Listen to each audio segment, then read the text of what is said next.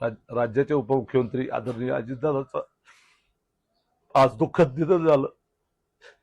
आमचा सगळा आधार गेलेला आहे.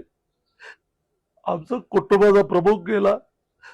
राष्ट्रवादी परिवाराचा प्रमुख गेला. अचानक असा इतका महाराष्ट्रामध्ये जीव तोड काम करणारा नेता, पहाटे 4 वाजता उठून सगळ्या समाजाकरता दिवस रात्र काम करणारा नेता अशा पद्धतीने जाईल असं स्वप्नात सुद्धा वाटलं नव्हतं. हे घडलं. आज सगळ्या नुसता तो अजितदादाचा परिवार नव्हता, महाराष्ट्र त्याच्याकडे बघत होता. उद्या तो मुख्यमंत्री महाराष्ट्राचा म्हणून स्वप्न बघत होतो. अचानक आज अजितदादा आज ही धक्कादायक बातमी आली. अक्षरशः सगळं कोसळल्यासारखं झालंय. सगळं याच्यातून